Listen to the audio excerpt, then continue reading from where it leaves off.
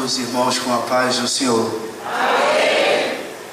Evangelho segundo escreveu Mateus, capítulo de número 24, por favor.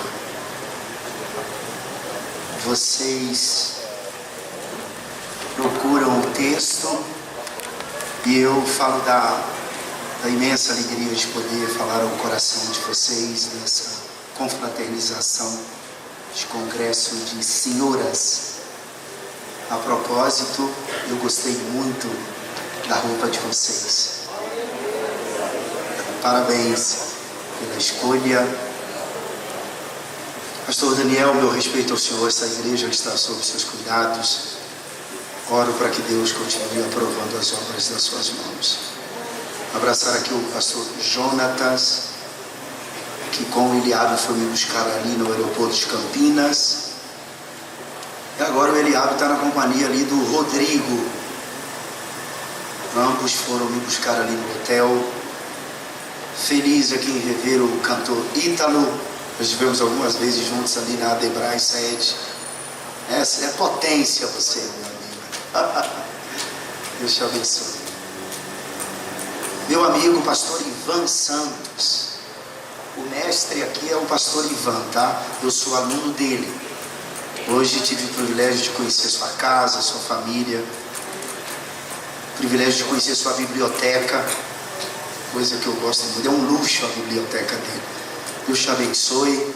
Logo, muito em breve, vamos estar lançando uma obra muito esperada no Brasil sobre o Apocalipse. Olha, Ivan. Então aguardem as redes sociais, especialmente no Instagram, vocês vão ver lá o nosso livro muito em breve. Por enquanto eu tenho 7 livros escritos, só que eu estou vindo de uma agenda lá em Guariba, Ribeirão Preto, e eu estou aqui falando para vocês, eu volto em casa e meu material acabou, mas eu tenho alguns kits com 5, 6 livros. Esse é um sermonário para quem ama sermões expositivos, ei-los. Você pode usá-lo como livro de cabeceira. Eu quero presentear aqui o pastor com esse livro. Só coloca a sua unção e o senhor prega tudo que está aí, tá? Gadara, protótipo dos nossos dias, é uma abordagem sobre o diálogo de Jesus. Imagina, pastor, é um diálogo entre Jesus e aquele endemoniado gadareno. Lembra que Jesus pergunta: como é o teu nome? E o demônio responde: meu nome é Legião, porque havia nele muitos demônios.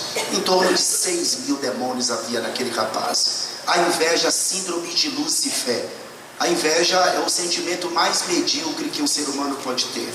Inveja não é a pessoa querer o que você tem. Inveja é a pessoa querer que você não tenha. Por isso é um sentimento medíocre. O pecado, sua origem e consequências. Você sabia que existem níveis de pecado? Pecadinho, pecadão, existe. A propósito, você sabe o que é blasfêmia contra o Espírito Santo, pecado imperdoável? Está aqui explicado nesse livro. A minha língua grande, aqui não tem, mas você deve conhecer alguém no trabalho, você dá de presente. A língua é o membro mais forte do nosso corpo. A língua não cansa. As pálpebras cansam. Pastor, eu vou lhe presentear com todos. Eu gostei do senhor. Não é todo pastor que eu dou um kit de livros, porque normalmente eu prego em 2 igrejas, 3 igrejas toda semana. Então 3, 6, 9, 12. Já pensou dar um kit de livro a cada pastor que eu vou? Aí eu quebro. Mas eu estou lhe dando esse de coração, tá? Mateus 24, verso de número 8. Eu serei breve, amados. Mas todas estas coisas são o princípio das dores. Por 2 vezes mais juntos, vamos lá, 1, 2, 3. Mas todas estas coisas são o princípio das dores. Pela última vez. Mas todas estas coisas são o princípio das dores. Amém. Por favor, pode se assentar. Muito obrigado. Para contextualizar esse capítulo de número 24, especialmente esse versículo de número 8, eu gostaria de contar uma história para vocês que está contextualizada com tudo isso que Jesus está vivendo aqui com os discípulos quando visita o templo em Jerusalém. A Judéia, ela estava imersa em um conflito interno pela sucessão. E Alexandra Salomé, mãe de Aristóbulo e Hircano, os descendentes dos Macabeus, vê um dos filhos, o Hircano II, recorrer a Roma para apaziguar a situação. E exatamente no ano 63 a.C., Pompeu entra em Jerusalém e em 3 meses resolve a situação interna. Aristóbulo foi derrotado, levado preso e exilado em Roma, enquanto seu irmão Hircano II assume como sumo sacerdote em Jerusalém. Neste momento, a Judéia fica sob o domínio de Pompeu, e este redimensiona o poder da dinastia Asmoneia. Samaria ganha independência e as cidades gregas da Transjordânia são reunidas em uma confederação que nós conhecemos, conforme Mateus capítulo 4, versículo 25, como Decápolis. Feitas as divisões, resta nas mãos de Hircano II a Judéia, a Idumeia, partes da Pérea e da Galileia. O cenário neste período se torna irrelevante e passa a sofrer as consequências da guerra pelo poder de Roma. Tramas, revoltas, conspirações e guerras fazem parte dos anos seguintes, até que no ano 37 a.C., Roma acaba financiando o exército mercenário de Herodes, que marcha contra Jerusalém, toma Jerusalém de assalto, e os romanos acabam empossando-o como governador da cidade. Herodes era um sujeito sádico, odiado pelos judeus, e quando ele assume o poder em Jerusalém, ele promove uma caçada aos seus opositores e possíveis opositores, membros do Sinédrio, uma das suas esposas por nome Mariane, os filhos Alexandre e Aristóbulo, e mais tarde o seu primogênito Antípatro, são assassinados por Herodes, porque Herodes era um tirano capaz de eliminar a própria família para satisfazer a sua sede de poder. Herodes, além de sádico, ele era inteligentíssimo. Sabendo que os judeus o odiavam, ele quis fazer uma reforma, e ele começa uma reforma extraordinária no templo. A verdade é que Herodes não só reformou o templo, como também dobrou o templo de tamanho. O pátio das mulheres, o pátio dos gentios, ele fez os pórticos, e em cima do pórticos ele construiu o Sinédrio, que era a Suprema Corte de Jerusalém. O templo foi investido uma fortuna em ouro, prata, pedras preciosas, a ponto de todo judeu estar felicíssimo com a reestruturação do templo. Vocês sabem que Jesus não residia em Jerusalém. Ele nasceu em Belém, foi criado na cidade de Nazaré, e com 30 anos de idade, Jesus coloca a sua caixa de ferramenta nos ombros, passa no Rio Jordão, é batizado pelo seu primo João Batista, e a partir de então ele passa a residir na cidade de Cafarnaum, uma cidade progressista naquela época. E era de Cafarnaum que Jesus saía sempre para as cruzadas, pregava, voltava.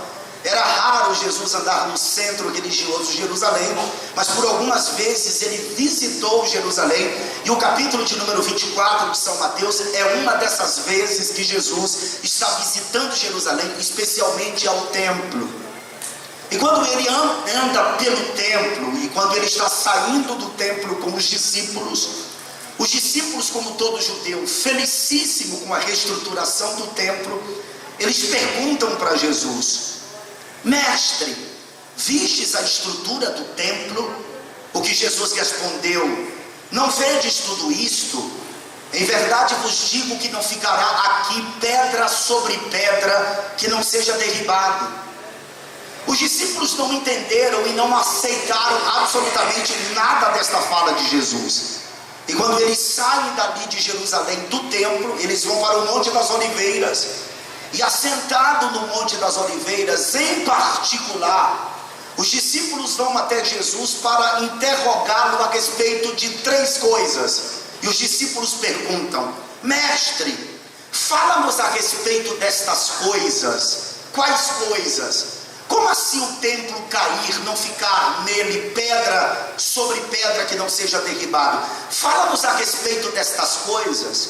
E que sinal haverá da tua vinda e do fim do mundo? Observem que quando os discípulos perguntam: que sinal haverá da tua vinda e do fim do mundo? Vinda aqui não é arrebatamento da igreja. Vinda aqui é parousia, a vinda visível. Porque observe que a pergunta dos discípulos dentro da ordem cronológica dos fatos é: que sinal haverá da tua vinda e do fim do mundo? Porque o que os discípulos esperavam, aguardavam, era que Jesus estabelecesse o seu governo milenar na terra. E a ordem cronológica dentro da escatologia pré-tribulacionista que se segue é esta: arrebatamento da igreja, manifestação do anticristo, 7 anos, batalha do Armagedon, vinda visível de Cristo com a igreja, que é Apocalipse capítulo de número 19. Os que receberam a marca da besta morrerão pela espada que sai da boca de Jesus. O anticristo e o falso profeta serão lançados dentro do lago de fogo. Satanás será preso por 1000 anos. Haverá o julgamento das nações, o estabelecimento do governo milenar. Depois, no final dos 1000 anos, Gog e Magog. Depois o juízo final e depois estado eterno. Então aqui no capítulo 24, nessa pergunta dos discípulos: que sinal haverá da tua vinda e do fim do mundo? Vinda aqui, repito, não é arrebatamento, mas é a vinda visível para estabelecer o seu governo milenar na terra. E Jesus responde: acautelai-vos que ninguém vos engane, porque muitos virão em meu nome dizendo: eu sou o Cristo, e enganarão a muitos. E ouvireis de guerras e de rumores de guerras. Olhai, não vos assustei, porque é misto que isso tudo aconteça, mas ainda não é o fim.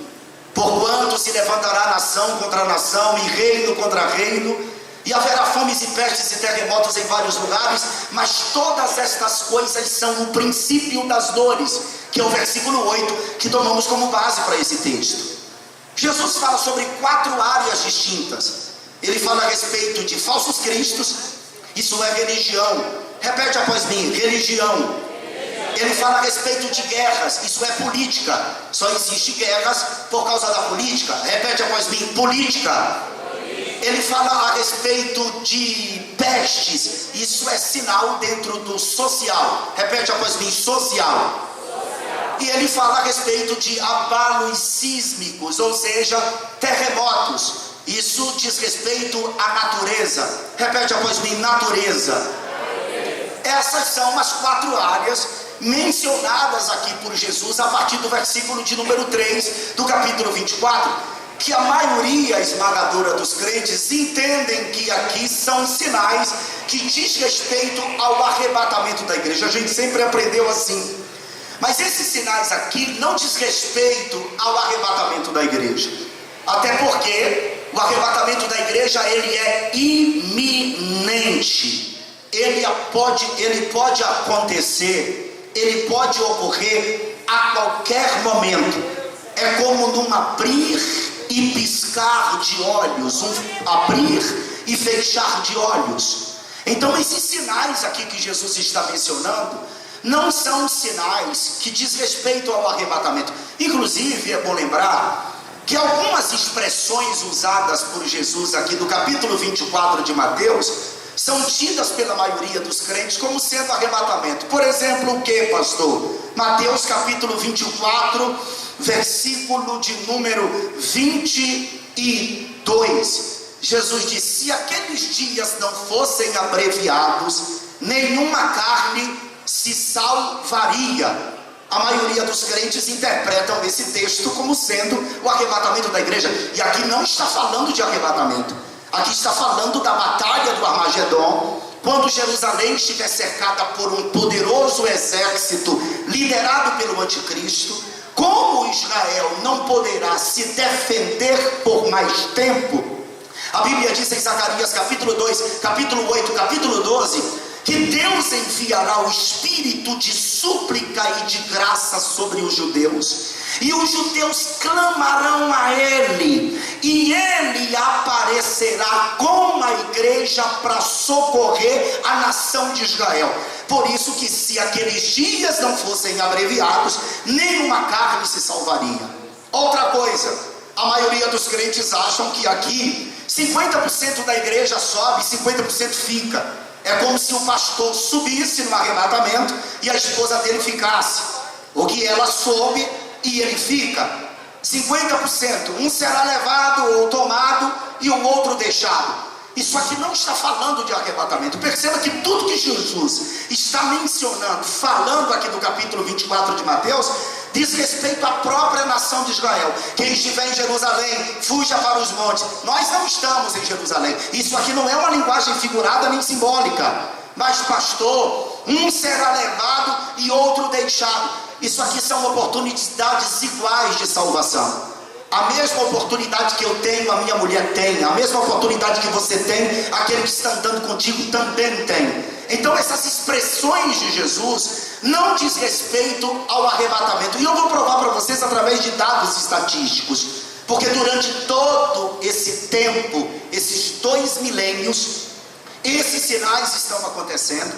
E esses sinais aqui estão conectados intimamente a partir de Apocalipse, capítulo de número 6. Explique-me então, pastor, quando Jesus fala sobre falsos cristos, por exemplo, vocês sabem que o mundo está cheio de enganadores, sempre esteve, e é apenas seguindo o conselho de Cristo que até seus seguidores podem escapar de serem arruinados por eles. Nos dias de Jesus, por exemplo, era muito comum aparecer falsos cristos. Vários historiadores, como Tácito, como Plínio, como Rezazlã, que eu gosto muito, até o Flávio Joséfo, menciona diversos falsos cristos que apareceram naquela época, porque vários homens se levantavam dizendo-se ser o Messias, com uma proposta de expulsar os romanos da terra. Isso porque os romanos estavam oprimindo o povo judeu, empobrecendo-os com as suas várias modalidades de cobranças de impostos. Historiadores como Plínio, como Tácito, como Rezazlã, diz que na época de Jesus apareceu o egípcio, o Atronges, o samaritano, Ezequias, Simão da Pérea, Judas o Galileu, Simão filho de Giopa, Simão filho de Cóshiba. Até em Atos dos Apóstolos, capítulo de número 5, versículo de número 36, o doutor Lucas registra um falso Cristo por nome Teudas. Ouça o que diz o texto: porque antes desses dias levantou-se Teudas, dizendo-se ser alguém. A este se ajuntou o número de uns 400 homens, o qual foi morto, e todos os que lhe deram ouvidos foram dispersos e reduzidos a nada. Então sempre houve falsos cristos na terra. É claro que nominalmente, por exemplo, no Brasil, o que a gente conhece é aquele tal de Henrique Cristo, meu pai, que aquilo na verdade é uma farsa. Também conhecemos um tal de um reverendo Moon, que pregava dizendo que veio cumprir aquilo que Cristo não cumpriu, porque ele morreu na cruz do Calvário. Reverendo Moon só se esqueceu que antes de Jesus morrer, ele deu um brado na cruz do Calvário dizendo: está consumado, em tuas mãos entrego o meu espírito. Então sempre houve falsos cristos, e eu não me refiro a esses falsos cristos tipo Henrique e Reverendo Moon, mas sempre houve falsos cristos dentro do contexto religioso. Mas pastor, Jesus não fala só de falsos cristos. Jesus fala de sinais dentro da política, ou seja, guerras. Amados, isso aqui são números. Você não tem como se opor aos números. Sempre houve guerras na terra, sempre. Na Idade Média, por exemplo, houve guerras no plural dos visigodos, guerras no plural dos normandos. Primeira, segunda, terça, quarta, quinta, sexta, sétima, oitava, nona guerra dos cruzados, invasão da Europa pelo Império Mongol, guerras dos 100 anos, guerras russitas. Jesus era para ter vindo logo no período da Idade Média. E eu estou me referindo aqui a guerras expressivas, tá? Aí vem o século XVI, XVII, XVIII, XIX, guerra dos 30 anos, guerra polaca.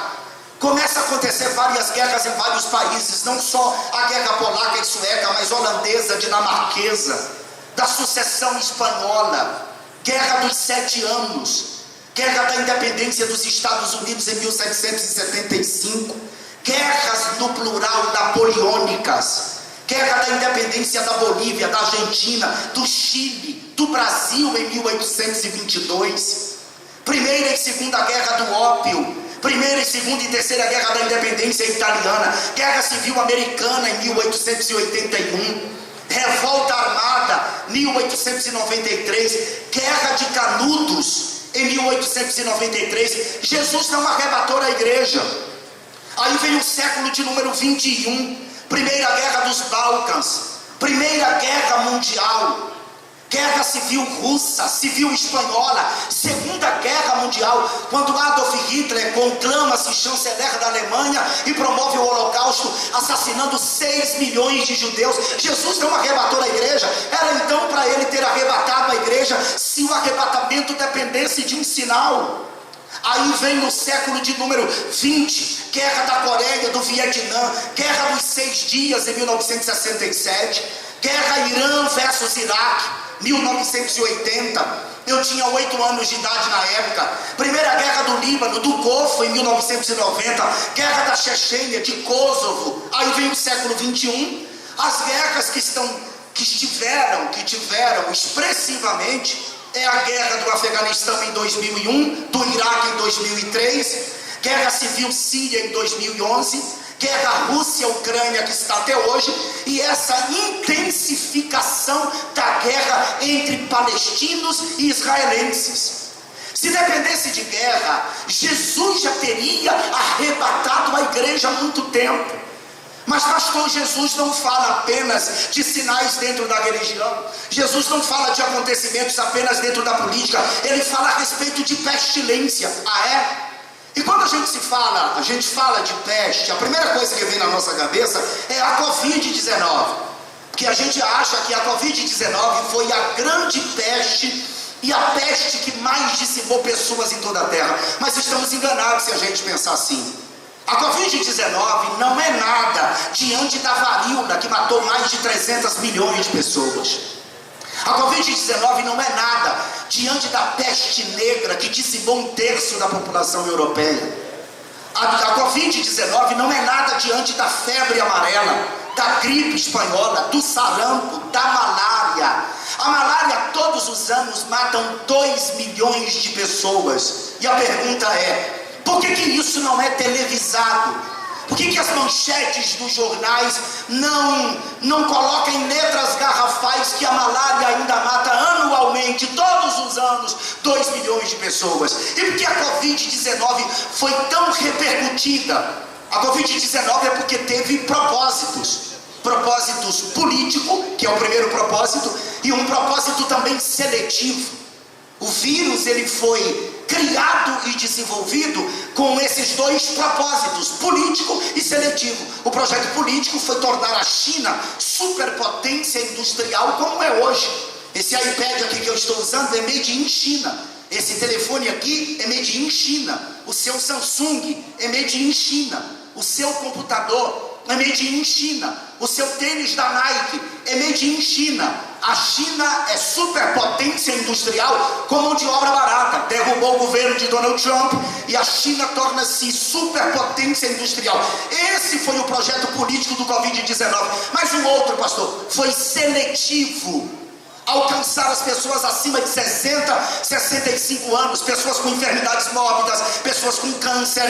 E isso porque por trás desse projeto seletivo da Covid-19 estavam os globalistas, os Rockefellers, os Bildens, tipo pessoa como George Soros, Bill Gates, que são conhecidos como os senhores do mundo. E desde que a população mundial tinha 3 bilhões de habitantes, que os senhores do mundo tentam controle populacional. Não é controle social, é controle populacional. Ou seja, quem vive e quem morre.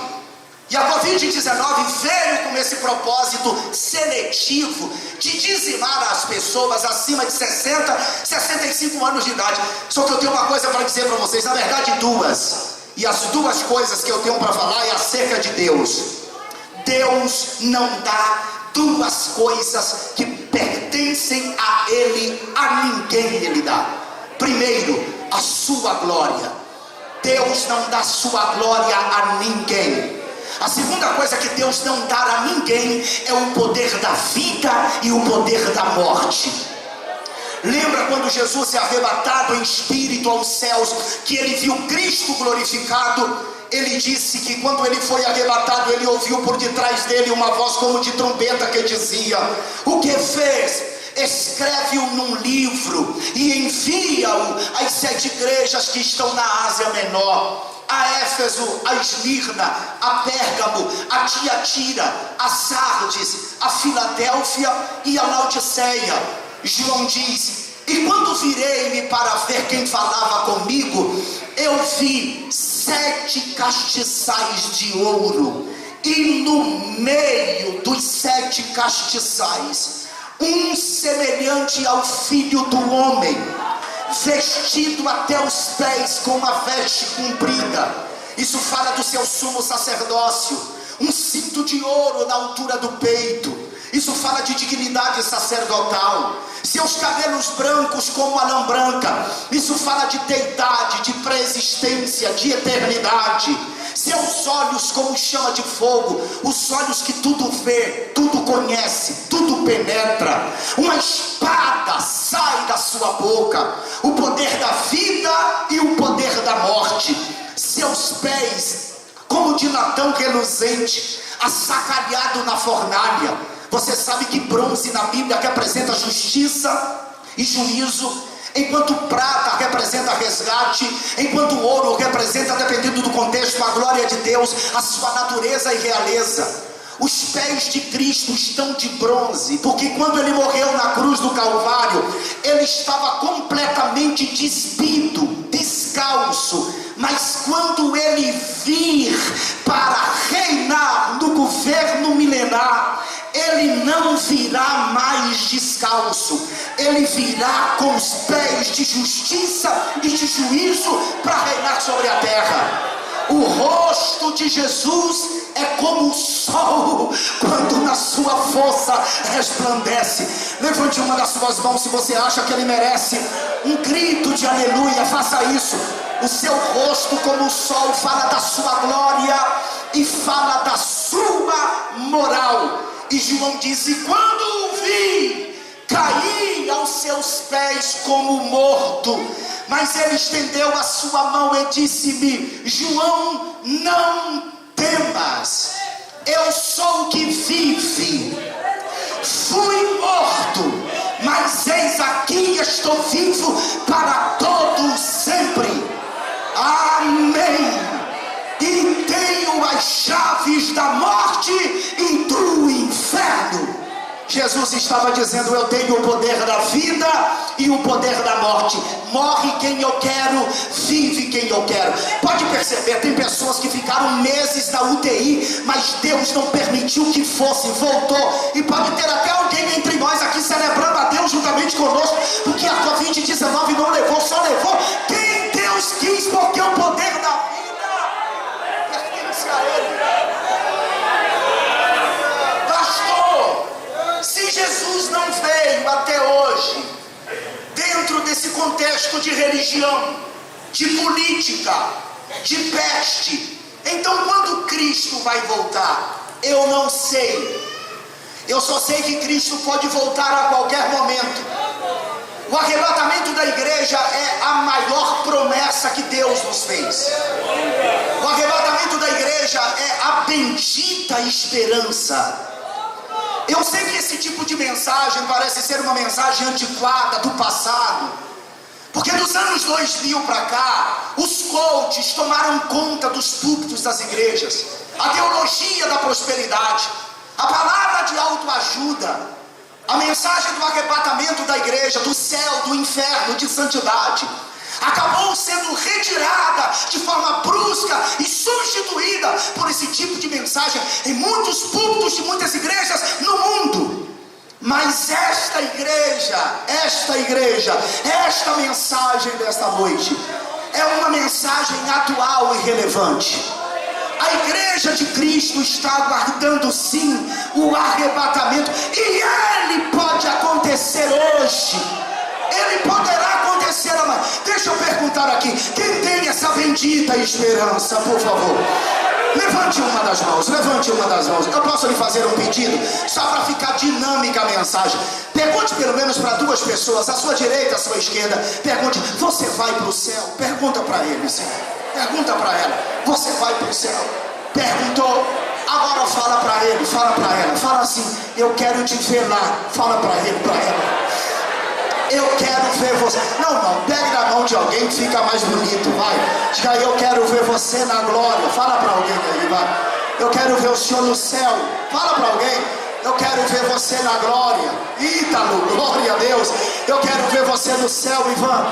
Eu quero ver você, Pastor Jonatas. Eu quero ver você no céu. Quem vai nessa caravana? Dá um grito de aleluia. Jesus vai levar a igreja. Como, pastor, que Jesus vai levar a igreja? O apóstolo Paulo, quando escreve aos Tessalonicenses a sua segunda epístola, vale lembrar que a epístola aos Tessalonicenses é a obra mais antiga do Novo Testamento. É a carta para quem Paulo mais falou sobre escatologia. E no capítulo de número 4, versículos 16 e 17, Paulo fala a respeito desse acontecimento. E ele diz: porque o mesmo Senhor descerá do céu com alarido, e com voz de arcanjo, e com a trombeta de Deus, e os que morreram em Cristo ressuscitarão primeiro. Eu vou repetir o texto, não é que vocês não entenderam. Porque o mesmo Senhor descerá do céu com alarido, e com voz de arcanjo, e com a trombeta de Deus, e os que morreram em Cristo ressuscitarão